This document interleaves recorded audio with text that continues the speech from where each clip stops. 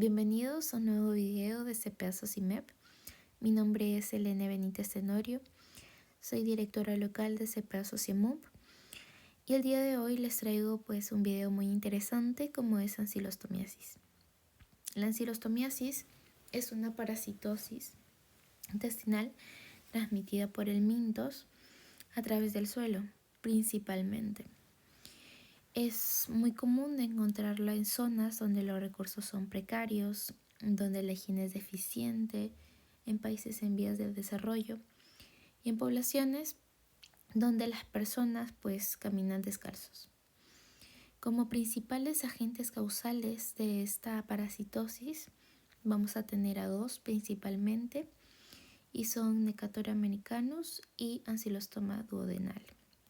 Morfológicamente hablando, estos parásitos son muy similares, pero va a existir una característica que nos va a ayudar a diferenciarlos. Asimismo, es muy importante mencionar que la ansilostomiasis en su cuadro más grave y crónico puede desarrollar anemia en el hospedador y esta anemia suele ser preocupante y con mayor repercusión en los niños y en las mujeres embarazadas. En su epidemiología tenemos que alrededor de 576 a 740 millones de personas en el mundo están infectadas por alguno de estos dos parásitos y las zonas o los países en donde principalmente se va a dar esta infección son en lugares donde la temperatura varía de 22 a 36 grados, pues más o menos es la temperatura óptima para el desarrollo larvario de este parásito, ¿no? Es por eso que también las zonas endémicas van a ser las islas del Caribe, América Central y América del Sur. En su fisiopatología tenemos que el ciclo de vida de este parásito va a iniciar por los huevos. Los huevos que van a ser expulsados por la materia fecal del hospedador después de 5 a 7 semanas de ser infectado por el estadio larvario tipo 3 o larva filariforme. Entonces los huevos en el medio ambiente van a eclosionar. Después de 1 o 2 días se van a convertir en una larva L1 o larva raptiforme. Después en larva L2. De 5 a 10 días después se va a convertir en una larva filariforme o larva L3, que ya viene a ser el estadio infectante, ¿no? Entonces esta larva L3 puede estar en la vegetación o bien en el suelo. Posteriormente va a penetrar la piel principalmente de los espacios interdigitales de las manos y de los pies y basta con 3 de estas larvas para que se dé la infección. Entonces las larvas van a viajar por el torrente sanguíneo, van a llegar a los pulmones, al corazón y va a llegar un momento en donde van a ascender a la faringe y van a ser tragadas. Van a viajar por el tubo digestivo y van a llegar al intestino delgado, que es el órgano en donde se va a dar el desarrollo de este parásito y en donde se va a convertir en su estadio adulto. Es aquí donde también se va a dar la fecundación y en donde la hembra va a dejar sus huevos y posteriormente van a ser excretados por la materia fecal del hospedador y así se va a repetir el ciclo nuevamente. Bien, también es muy importante mencionar aquí en la fisiopatología el mecanismo de acción de estos parásitos. Entonces, primero se da una penetración por parte del parásito en el epitelio intestinal, lo que va a activar a las alarminas. Estas alarminas van a activar a las células dendríticas, a las células linfoides tipo 2 y estas a su vez van a activar a los linfocitos Th2, que como ya sabemos son uno de los principales linfocitos en actuar ante una infección por parásitos helmintos. Entonces, estos linfocitos van a producir interleucina 4, interleucina 13, lo que va a estimular la proliferación de las células B y estas la producción de inmunoglobulinas, principalmente inmunoglobulina E. De igual manera, los linfocitos Th2 van a producir interleucina 5 y estas estimular la proliferación de eosinófilos y su producción de histamina. Por otro lado, las células linfoides tipo 2 van a producir interleucinas 22, las que van a generar una renovación de las células del endotelio intestinal y también van a estimular la producción de moco por parte de las células de Goblet. Entonces, ¿de qué manera el parásito estaría dañando el organismo del hospedador? De distintas maneras, ¿no? Tenemos principalmente el daño de la barrera gastrointestinal. Como segundo punto, tenemos a la alteración de la microbiota intestinal. Y como último punto, tenemos que todos estos mecanismos que ya he mencionado van a generar un ambiente propicio para el desarrollo del parásito. También vamos a hablar acerca de las vías inmunes para la tolerancia de los parásitos. Entonces, como ya habíamos mencionado en el gráfico anterior, el parásito va a penetrar el epitelio intestinal, lo que va a activar a las alarminas, y estas alarminas activan a las células dendríticas y a las células linfoides tipo 2. Estas células van a producir ácido retinoico TGF-beta, los cuales activan a las células T reguladoras y a las células Th2 o linfocitos Th2. Estas células reguladoras lo que hacen es producir un ambiente propicio, antiinflamatorio, para que el parásito pueda desarrollarse sin ningún problema. ¿Gracias a quién? Gracias a dos proteínas, la proteína CTLA4 y CCR9. Estas proteínas lo que hacen es inhibir los linfocitos Th1 y los linfocitos Th17.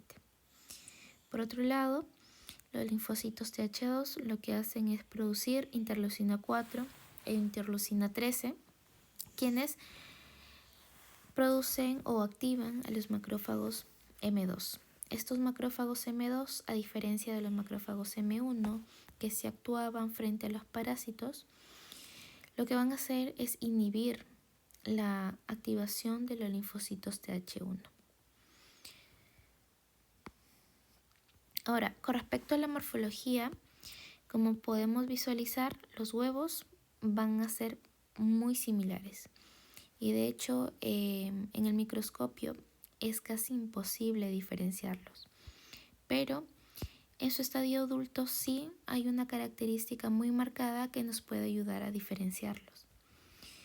En el caso de Ancylostoma duodenale, vamos a tener que en su cápsula bucal va a presentar dos pares de dientes en forma de gancho, mientras que Necator americanus no va a poseer dientes, pero va a poseer unas placas semilunares cortantes que actúan como dientes. Bien, con respecto a las manifestaciones clínicas, se van a ver principalmente en los pulmones, en la piel y en el tracto gastrointestinal. En los pulmones, pues la sintomatología es muy poco frecuente o es leve, si es que aparece. ¿Esto por qué? Porque como ya hemos visto en el ciclo de vida, no hay ningún estadio del parásito que se desarrolle en este órgano, ¿no? Pero si es que se presentaran síntomas, serían una tos leve, una irritación faríngea y posiblemente un síndrome de Loeffler, que se caracteriza por una tos irritante, no productiva y un malestar urente que se agrava al toser. Sin embargo, este síndrome de Loeffler va a tener como principal causa a la ascariasis, más no la ancilostomiasis. Por otro lado, tenemos a las manifestaciones cutáneas, en donde se va a visualizar exantema y erupciones maculopapulares, sobre todo en los dedos de los pies, como se visualiza en la imagen. Aunque es menos frecuente, también se podría evidenciar unos rastros en forma de serpientes que nos indicaría la migración intracutánea de la larva. Como manifestaciones gastrointestinales, tenemos náuseas, vómitos, diarrea, dolor epigástrico dolor epigástrico medio con acentuación después de cada comida. En la parte de manifestaciones gastrointestinales también tenemos a las infecciones graves, como son el sangrado gastrointestinal, y este sangrado gastrointestinal nos va a generar un cuadro clínico muy importante y crónico que lo vamos a ver en la siguiente diapositiva. El cuadro crónico es la anemia.